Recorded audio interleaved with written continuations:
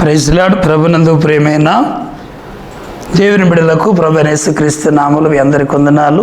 ప్రభు Christian యొక్క channel ద్వారా మరొకసారి మీ అందరికి వందనాలు తెలియజేస్తున్నాను. దేవుని యొక్క వాక్యము అపోస్తలుల కార్యము 3వ అధ్యాయంలో ఒక కుంటివాడి గురించి మీకు తెలిసే ఉంటుంది. వాని గురించి ఒక మాట నేను జ్ఞాపం చేయాలని ఆశపడుతూ ఉన్నాను. వీడు దేవాలయం దగ్గరే ఉంటున్నాడు, కానీ దేవాలయం లోపలికి వెళ్ళలేదు. వాడి పుట్టినది మొదలుకొని కుంటివాడైనటువంటి మనుషుడిగా ఉన్నాడు. దేవాలయంలో ఏం జరుగుతుందో, అక్కడ ఎవరు సాక్ష్యం చెప్తున్నా, ఎవరు పాడుతున్నా, ఎవరికి ఎంత మంచి వాక్యాలు చెప్పినా వాడికి అస్సలు పట్టించుకుంటలేదు. ఏంటి ఆ పక్కన ఉండి వచ్చిపోయేవాళ్ళు, ఆ దేవాలయం వచ్చిపోయేవాళ్ళని డబ్బులు అడుక్కున్నాడు, కానీ ఆ దేవాలయంలో ఏం జరుగుతుందో తెలియనటువంటి పరిస్థితిలో ఈ రోజుల్లో ఈ వాక్యం ద్వారా నువ్వు ఓ మాట నేర్చుకోవాలి. దేవాలయం పక్కనే ఉంటున్నావు, కానీ దేవాలయంలో ఏం జరుగుతుంది, దేని గురించి బోధిస్తున్నారు, ఏ నీతి గురించి బోధిస్తున్నారు, నీ జీవితానికి ఏమైనా ఉపయోగపడుతుందా? దేవాలయం పక్కన ఉండి ఒక దేవుని మందిరానికి వెళ్ళకపోతే, వీడు దేవాలయం పక్కన ఉండి 40 సంవత్సరాలు వేస్ట్ చేశాడు. తన జీవితంలో ఆ కుంటివాడిగా ఉండి అలాగే బ్రతికాడు, కానీ ఆ దేవాలయంకి వెళ్ళకుండా ఆగిపోయాడు.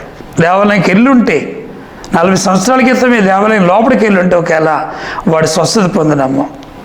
అయితే పేతురు యోహానులు ఆ దేవాలయం ఎక్కి వెళుతూ ఆ కుంటను చూసి నా తట్టు తీర్చోడమనగానే వాడు ఇంకా డబ్బుల కోసం చూస్తున్నాడు, కానీ దేవుని భక్తులు ప్రార్థన చేస్తే స్వస్థత పొందుకుంటాను, నేను చక్కగా నడుస్తానటువంటి ఆలోచన కూడా లేదు. వాడు డబ్బు మీదే వాడు మనస్తత్వం.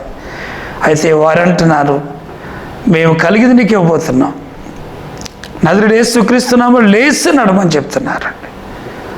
లేచి నడవనగానే లేచి టక్కమని దిగ్గుమని లేచాడు.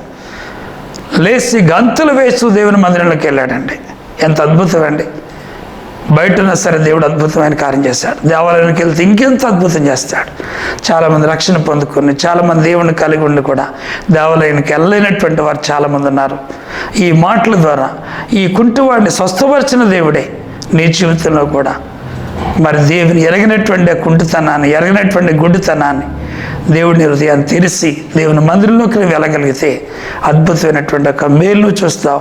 వాడి వల్లే మంచి ఆరోగ్యాన్ని, మంచి స్వస్థత ఇచ్చినట్టుగా నీ కుటుంబాన్ని దేవుడు దీవించును గాక.